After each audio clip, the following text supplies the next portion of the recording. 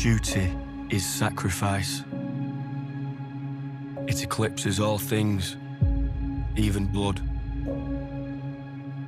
In the making of season 1, we knew half that season is a prologue and half of it is the first act of this war. To have season 1 land the way it did, with a rabid audience, fans of George and his books the way I am. We were excited to get into it because this is the juicy part of the drama.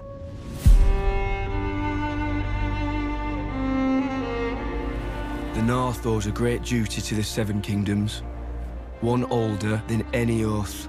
Winterfell is the one place, the one corner of this world where news of Luke's death has not yet reached. And it is this hearkening back to a simpler time. I wanted to go to a place where we could experience that, if only briefly, and the North just felt completely the right way to go. Ryan, when we did speak, it really helped me out because we would have conversations about how important these negotiations are for Team Black and the difference it makes in the war. War is coming. To the whole of the realm, my lord. We cannot wage it without the support of the North. Well, it's all about history. There were pledges that were made back in the day, and Jace is sent to remind Cregan Stark of those pledges.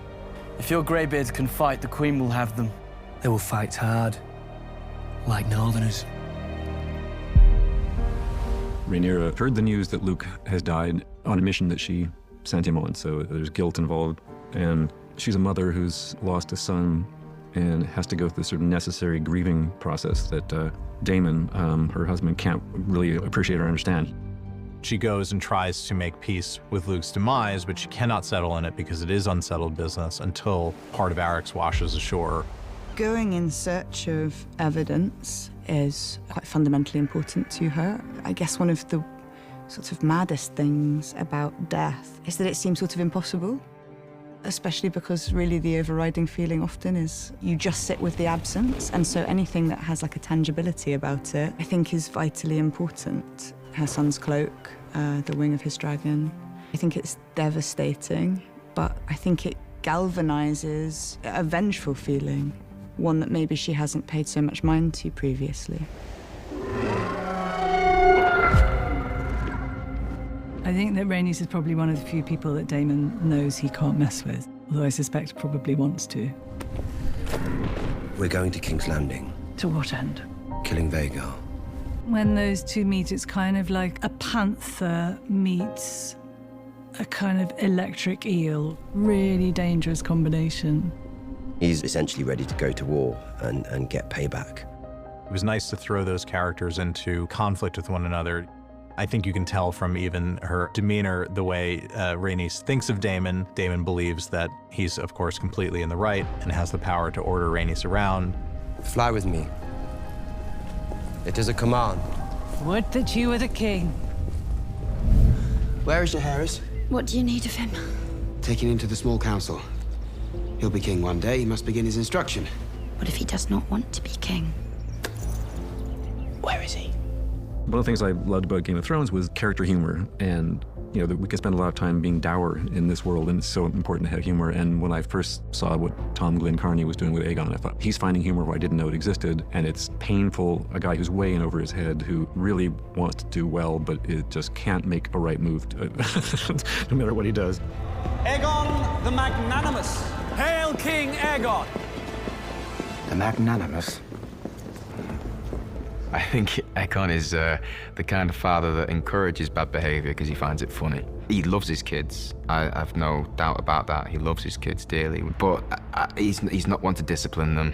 If anything, he's, you know, having competitions with his children to see who can be the most rebellious, and Aegon often wins. Would someone please? Is the heir to the throne bothering you, Tyland?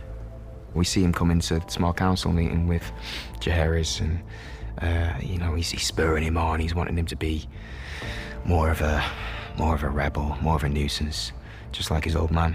I think he wants a ride. Your Grace. A ride? A pony ride. Wouldn't that be fun, Jaehaerys? Should the Master of Coin be your royal steed?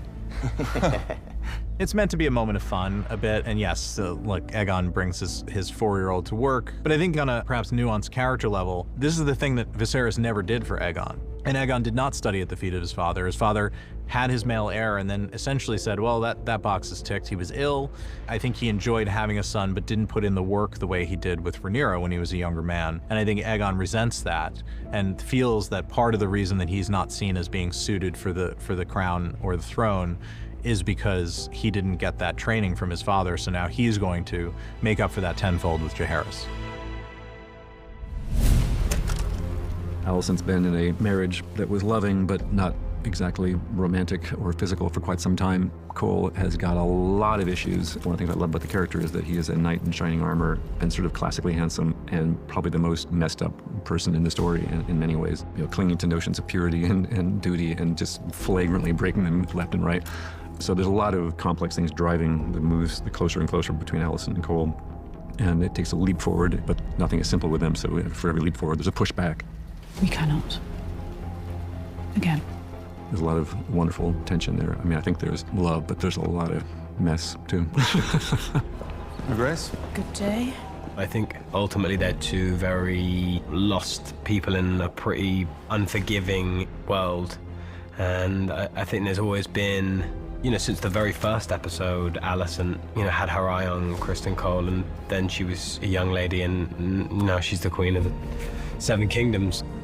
It's paramount that she keeps it a secret, because not only would her respect completely disintegrate, but her stay in the castle, and Aegon is so unpredictable, who knows what he would do if he found out that his mother was having sex with his commander of the King's Guard. I mean, not only is it an embarrassment, it would bring deep, deep shame. I want Aemond Targaryen. Rhaenyra has literally one line in the first episode, and the one line she says, Daemon takes as pulling the trigger. In our first episode, we see him unleash something that is sort of famous in the lore of House of the Dragon, a nasty event that he triggers.